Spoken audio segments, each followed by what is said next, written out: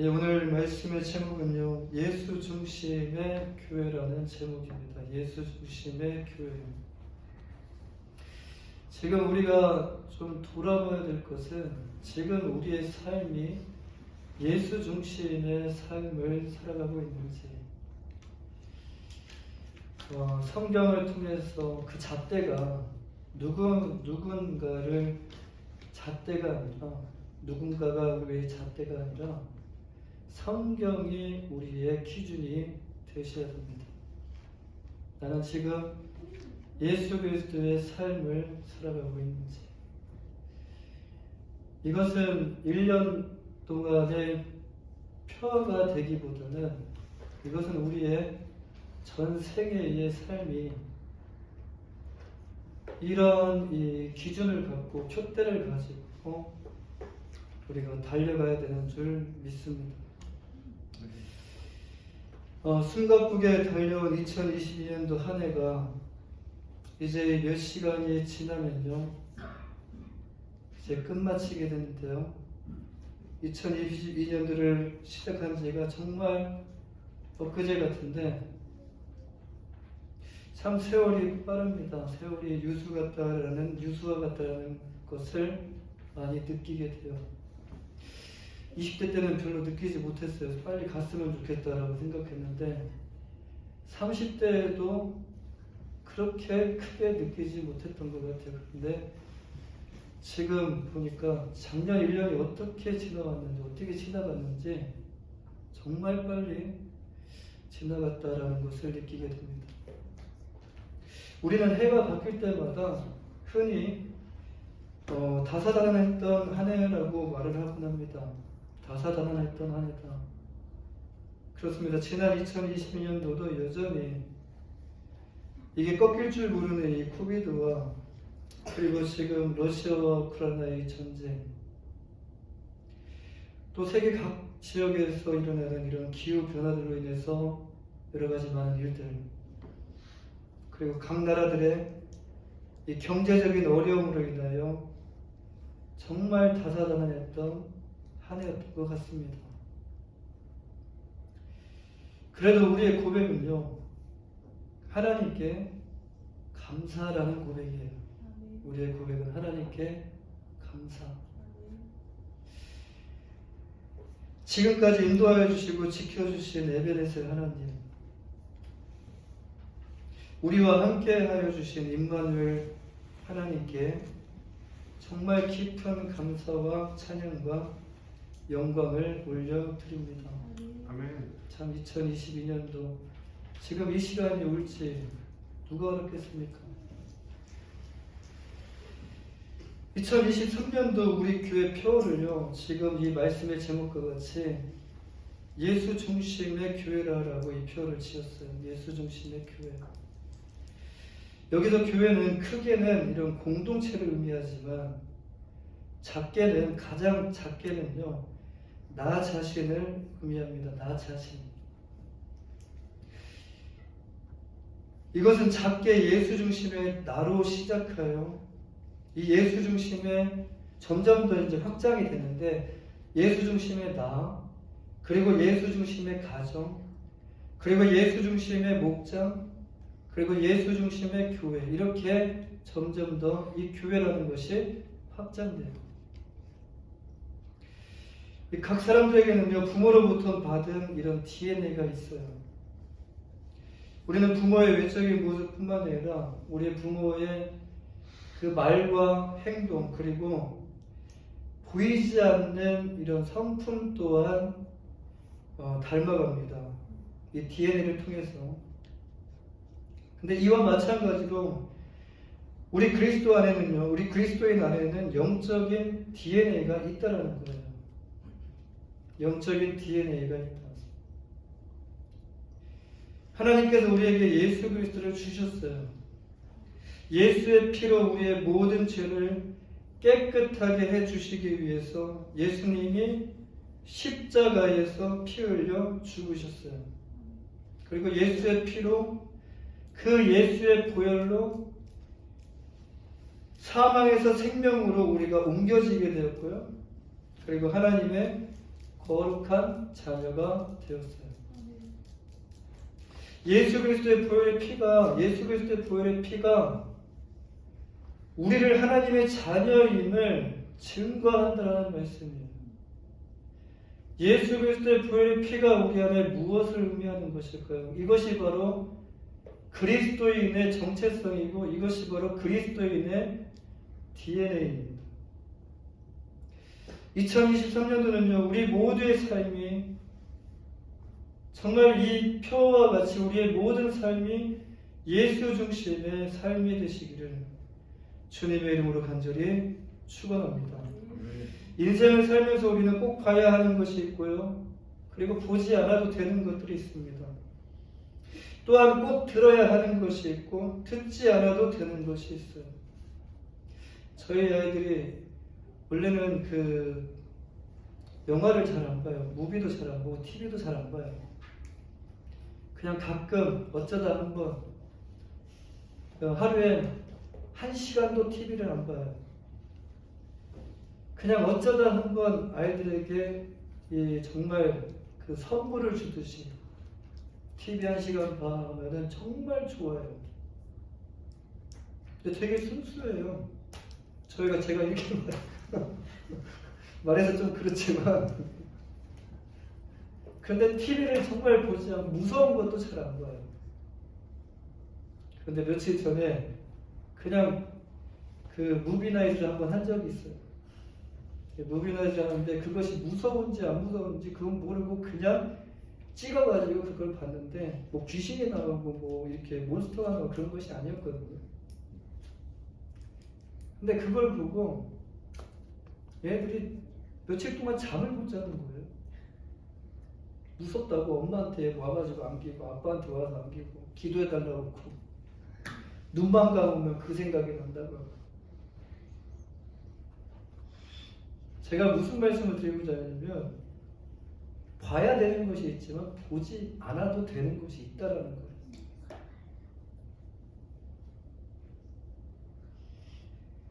여러분 꼭 들어야 되는 것이 있고요. 그리고 꼭 듣지 않아도 되는 것이 있어요. 또한 꼭 경험해야 하는 것이 있고 굳이 경험하지 않아도 되는 것이 있어요.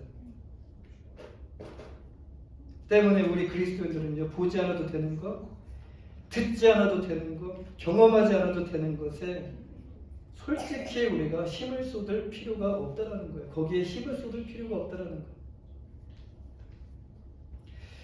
여러분 성경은 인생에 대해서 안개라고 말씀합니다. 야고보서 4장 14절 말씀인데요. 우리 함께 읽어볼까요? 야고보서 4장 14절 시작. 내일을 너희가 알지 못하는도다. 너희 생명이 무엇이냐? 너희는 잠깐 보이다가 없어지는 안개이다 라고 말씀합니다. 안개가 무엇이죠? 안개는 아침에 잠깐 있다가 사라지는 것이 안개예요. 어느 순간에 생겼다가 사라지는 것이 안개예요. 그렇습니다. 인생은요, 안개와 같이 정말 짧아요. 짧은 인생을 살면서 우리는 이 세상에 있는 모든 것을 솔직히 다 볼 수도 없고 다 들을 수도 없고 다 경험할 수가 없어요. 솔직히 다 하고자 하는 것은요, 욕심입니다. 다 하지 못하고 이 세상을 떠나갑니다. 오늘이 지나면요, 내일이 오는데 내일 세상은 또 다른 새로운 것으로 넘쳐나게 돼요. 날마다 새로운 것이 우리에게 홍수와 같이 쏟아져 나옵니다. 서점을 가보면 하루가 다르게 그 다음 날에 또 신간이 나와요.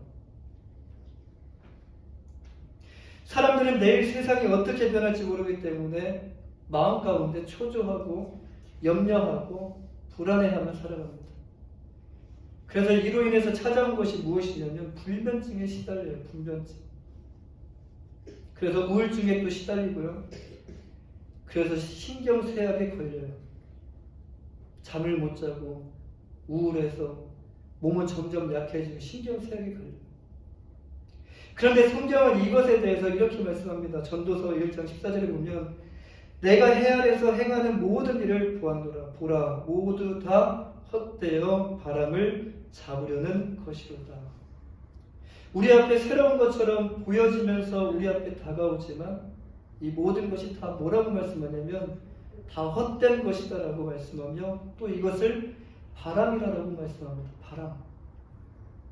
여기서 우리 그리스도인들이 이 땅에 존재하는 이유에 대해서 분명하게 알아야 되는데요. 성경을 통하여 우리 자신의 정체성과 우리 자신의 존재 목적과 이 사명을 깨닫게 되면 여러분 인생을 살면서 무엇을 봐야 하고 인생을 살면서 또 무엇을 들어야 되고 인생을 살면서 또 무엇을 경험해야 하는지가 확실해지고요. 여러분 분명해집니다. 여러분 인생은 농사와도 같습니다. 우리가 인생에 어떻게 심고 어떻게 가꾸느냐에 따라 훗날 거두게 되는 그 결과물이 달라지게 된다는 거예요. 갈라디아서 6장 8절 말씀대로 육체를 위하여 심으면 육체로부터 썩어질 것을 거두게 될 것이고요. 성령을 위하여 심는 자는 성령으로부터 영생을 거두게 될 것이다. 분명히 심는 대로 거둡니다. 심는 대로 내 앞에 열매가 맺혀지게 돼요. 이와 같이 우리 그리스도인들이 인생을 살면서 무엇을 보고 무엇을 듣고 무엇을 하느냐에 따라 인생의 방향과 목적이 달라지고 그 방향과 목적을 통해서 이제 성공과 실패가 달라지게 된다는 말씀입니다. 우리는 지난 며칠 전 이 성탄 주간을 보냈습니다. 우리는 이 성탄 주간을 통하여 하나님께서 우리를 구원하시기 위하여 자신의 독생자 예수 그리스도를 이 땅에 보내주신 그 하나님의 은혜와 사랑을 이 성탄 주간을 통하여 묵상하고 하나님께 감사와 찬양을 올려드리고 또 함께 이 소식을 나누며 기뻐하는 이 귀한 시간을 우리가 가졌습니다. 오늘 본문은요, 지금 이 성탄 주간 때 설교로 많이 사용되는 구절이에요. 솔직히 지금 이 본문은 성탄 주간만 되면 많은 교회에서 사용되어지는 본문입니다. 그런데 구약의 모세와 여러 선지자들 통하여 그 하나님이 약속하신 구원자 되시는 이 메시아에 대한 이 예언의 말씀이 지금 이 동정자 마리아를 통하여 성취되는 놀라운 사건에 대한 말씀이 바로 오늘 본문입니다.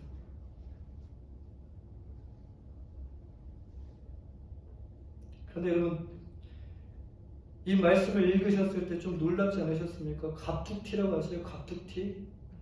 갑자기 툭 튀어나오는 거예요. 오늘 왜 이 말씀은 딱 떠오르는 것은 성탄절인데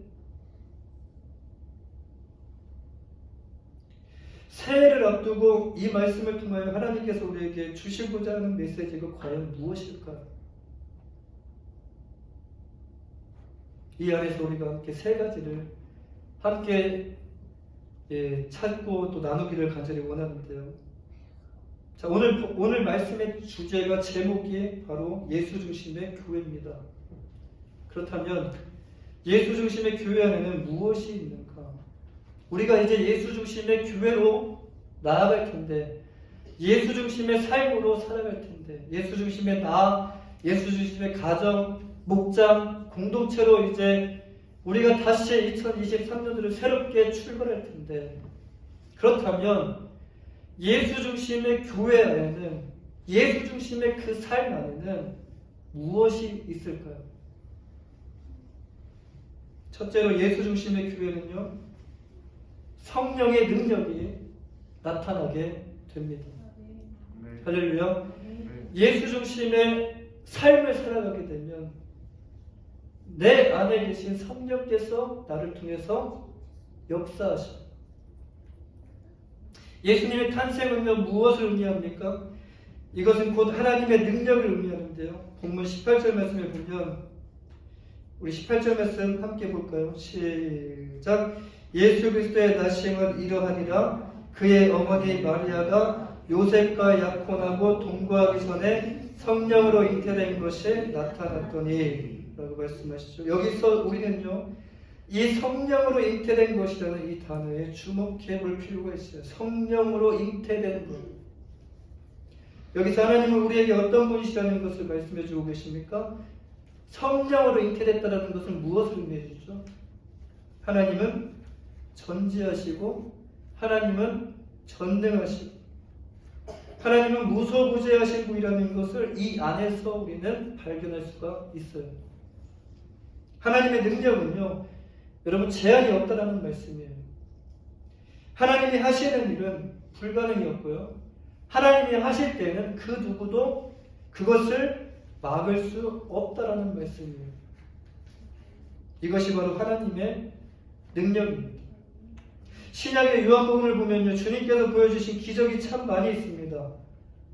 대표적으로 물이 변하여 포도주가 된 사건, 또 맹인이 눈을 뜬 사건, 안진뱅이가 걷는 사건, 혈병 여인이 고침받는 사건, 또 귀신 들렸던 아들이 고침받는 사건, 한 과부의 죽은 아들을 살리신 사건, 죽은 나사로를 살리신 사건, 또 바람을 잠잠케 하셨던 사건, 예수님께서 행하셨던 그 기적과 이적의 사건들로 요한복음에는요 가득가득 채워져 있습니다. 무엇을 말씀하고 있습니까? 이 안에는 무엇을 말씀하고 있죠? 첫째, 하나님은 능력의 하나님이라는 것을 말씀해주고 있습니다. 하나님은 능력의 하나님입니다. 둘째는 하나님의 능력은요 한계가 없고 정말 한계가 없습니다. 요한복음을 보면 마태, 마가, 누가, 요한복음을 보면요 예수님께서 행하셨던 일 중에서 한계가 있고 제한이 있었던 것이 없었다는 거예요.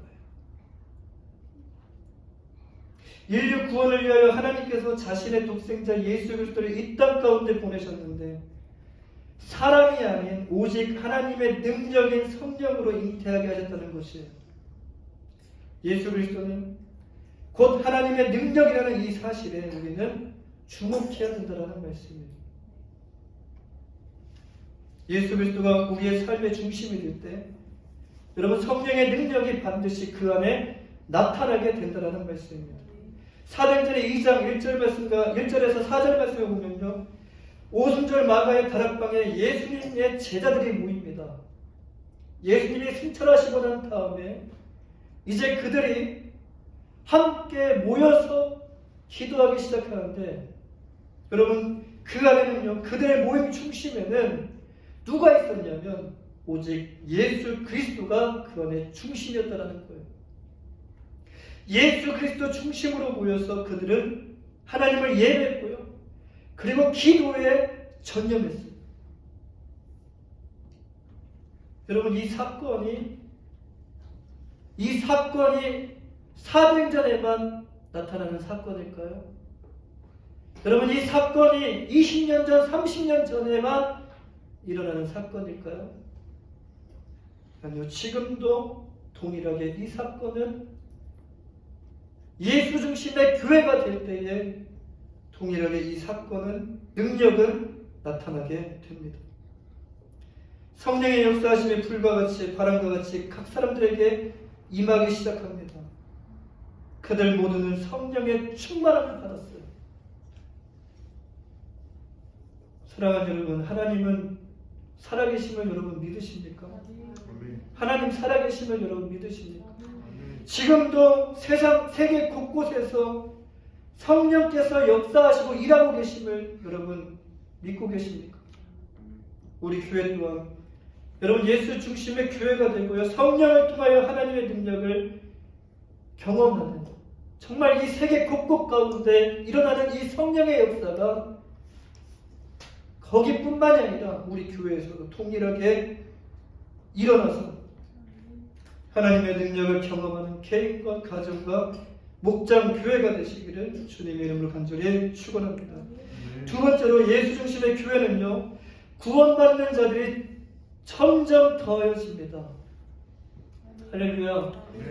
예수 믿는 예수 중심의 교회는요 구원받는 자들이 더해져요. 오늘 본문 21절 말씀을 보면요 아들을 낳으리니 이름을 예수라 하라. 이는 그가 자기 백성을 그들의 죄에서 구원할 자이십니다.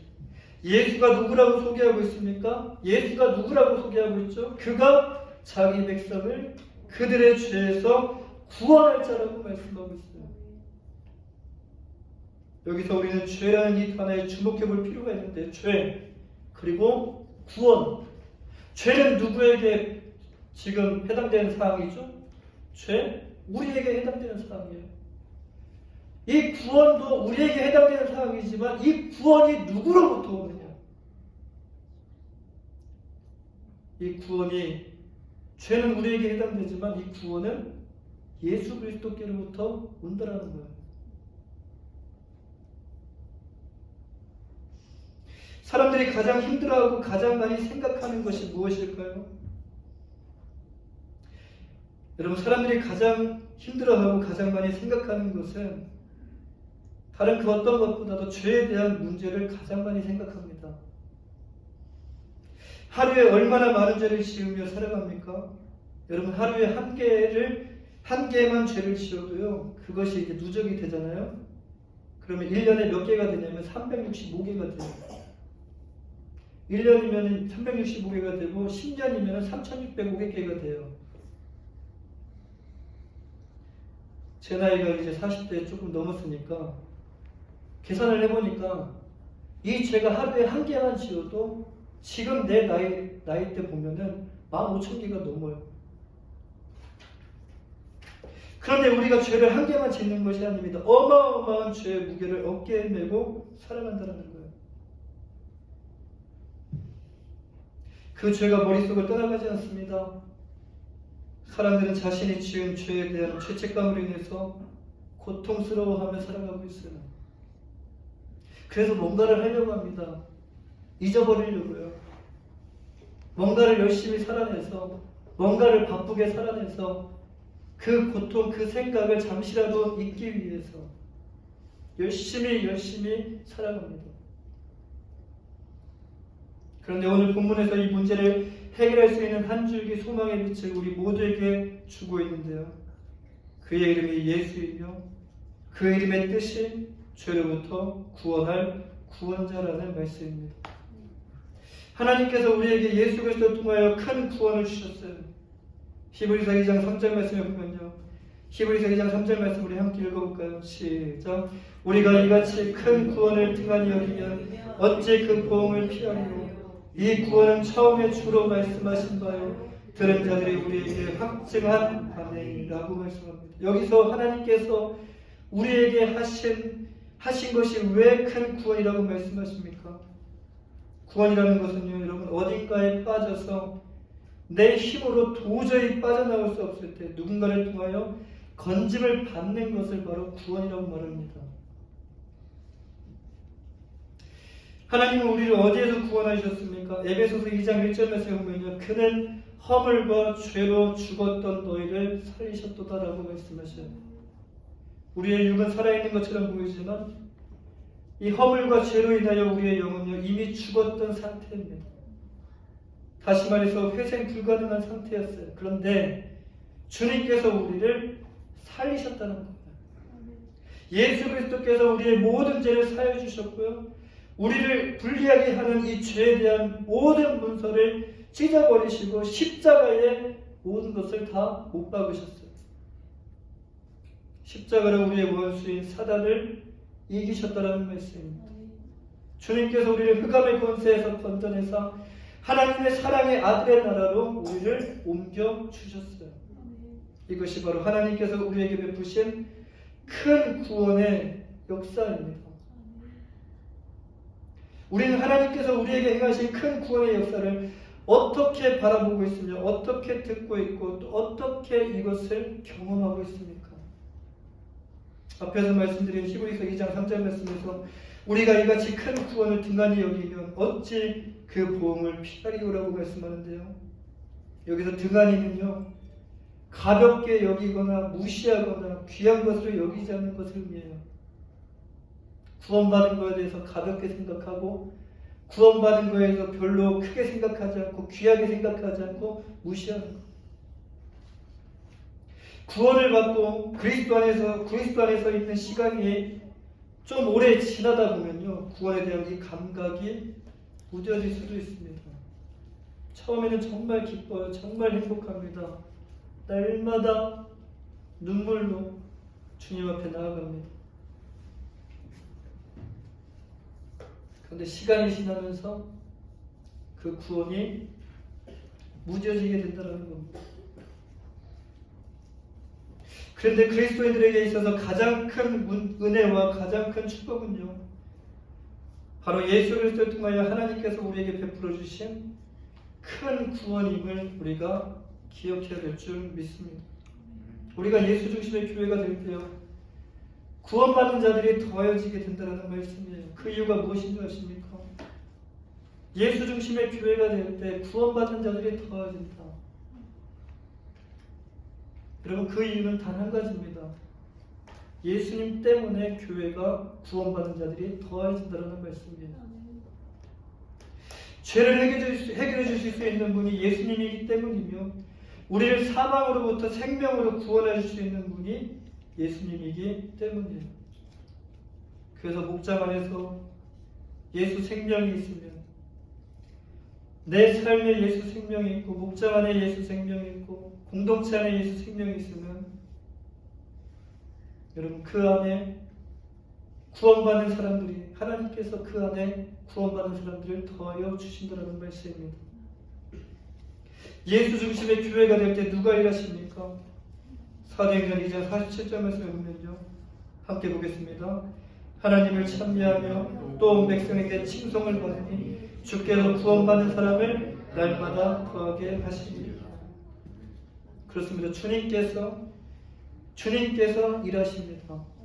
우리 교회가 예수 중심의 교회가 될 때 주님께서 구원받는 사람을 날마다 더하게 하여 주신다는 말씀입니다. 우리 교회가 예수 중심의 교회가 되어서 구원의 방주의 이 역할을, 이 사명을 잘 감당하는 교회가 되기를 주님의 이름으로 간절히 축원합니다.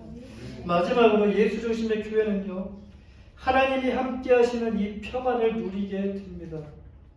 오늘 본문 23장 말씀에 보면, 보라 처녀가 잉태하여 아들을 낳을 것이요 그의 이름을 임마누엘이라 하리라 하셨으니 이를 번역한즉 하나님이 우리와 함께 계시다 합니다.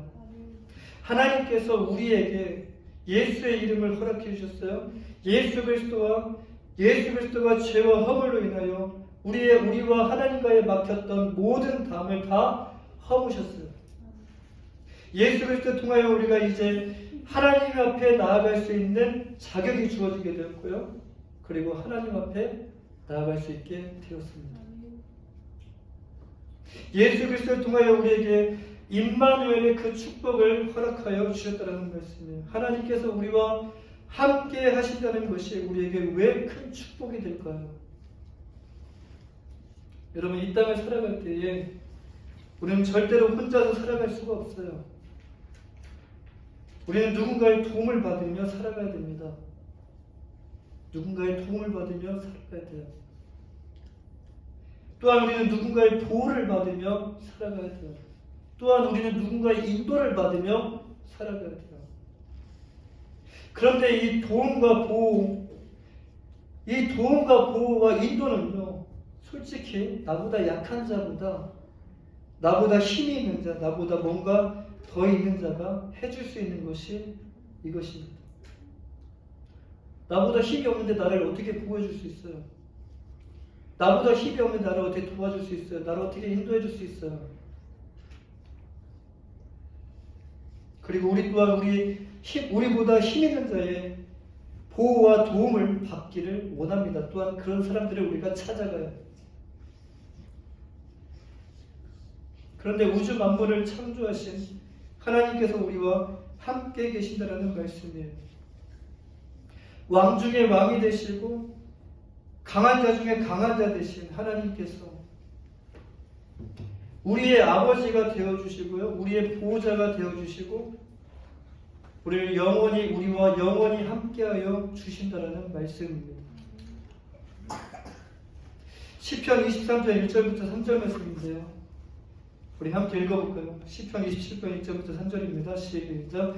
여호와는 나의 빛이요 나의 구원이시니 내가 누구를 두려워하며, 여호와는 내 생명의 능력이시니 내가 누구를 무서워하며, 악인들이 내 살을 먹으려고 내게로 왔으나 나의 대적들 나의 원수들이 그들은 실족하여 넘어졌도다. 군대가 나를 대적하여 진칠지라도 내 마음이 두렵지 아니하며, 전쟁이 일어나 나를 치료할지라도 나는 여전히 태어나리로다. 아멘. 하나님께서 우리의 빛이 되어주시고요. 하나님께서 우리의 구원이 되어주신다는 말씀입니다. 그렇기 때문에 우리는 그 누구도 두려워하지 않고, 여러분, 우리의 마음 가운데 이제는 더 이상 염려도 없고요, 두려움이 없어요. 우리의 마음에는 평안함이 가득합니다. 임마누엘의 축복은요, 주님께서 우리와 함께 해주심으로 우리에게 주시는 평안의 축복인데요, 이 마음의 평안은요, 이 땅에 그 누구도 우리에게 줄 수가 없다라는 말씀입니다. 여러분, 지금 이 세상에서는 돈이면 다 된다라고 말은 하지만, 여러분, 돈으로도 살 수 없는 것이 있다는 걸 알고 계십니까? 돈으로도 살 수 없는 것이 무엇이 있을까요? 돈으로 침대는 살 수 있어도요, 잠은 살 수가 없어요. 그렇습니다. 돈으로 편안함, 편리함은 살 수 있어도, 여러분, 돈으로는 평안은 살 수가 없어요. 평안은 누구만이 주실 수 있냐면 하나님만이 평안을 주실 수 있어요. 하나님께서 우리와 함께 하실 때 우리는 정말 하나님 안에서 참된 평안을 우리가 누릴 수 있게 된다는 말씀입니다. 예수 중심의 교회가 될 때 교회는 평안하게 되고요, 교회는 또 어떻게 되냐면요, 든든히 말씀 안에서 든든히 세워지게 됩니다. 사도행전 9장 31절 말씀을 함께 보겠습니다. 사도행전 9장 31절 시작. 그리하여 온 유대와 갈릴리와 사마리아 교회가 평안하여 든든히 서가고 주를 경외하며 성령의 위로로 진행하여 수가 더 많아지리라. 임마누엘 되시는 하나님께서 우리 교회와 함께 하시는데 누가 감히 이것을 막을 수 있고 누가 감히 이것을 무너뜨릴 수 있겠습니까? 예수 그리스도가 십자가를 통하여 사단의 권세를 깨뜨리시고 우리와 함께 하시는데, 우리에게 평안을 주시는데 그것을 누가 감히 막을 수 있겠냐라는 말씀입니다. 이제 말씀을 정리하고자 합니다. 사랑하는 여러분, 교회가 예수 중심의 교회가 될 때 첫째, 하나님은 능력으로 역사하십니다. 아멘이십니까? 예수 중심의 교회가 될 때 하나님은 역사하십니다. 하나님의 전지전능 무소부재 예수의 이름에 여러분 큰 능력이 있음을 믿으시길 바랍니다. 예수의 이름에 사단도 무서워 떨고요, 여러분, 사단도 일곱 길로 도망갑니다. 우리가 가진 이름이 그냥 이름이 아니라, 지금 우리가 가진 이름이 그냥 이름이 아니라 능력의 이름이라는 것을 우리가 기억하시길 간절히 바랍니다. 둘째로, 하나님께서 구원받는 자를 더하여 주십니다. 구원을 위하여 다른 이름을 주시지 않았어요. 오직 예수의 이름에 구원이 있음을 여러분 기억하시길 바라요.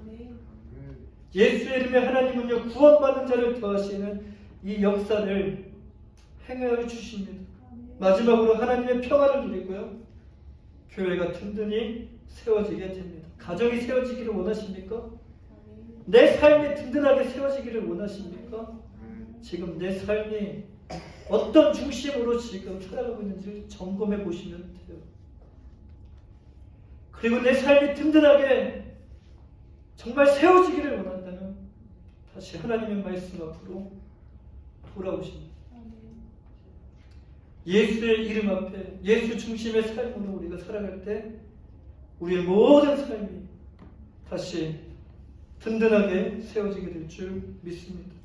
하나님이 교회와 함께 하시기 때문에 여러분, 교회는 평안한 것입니다.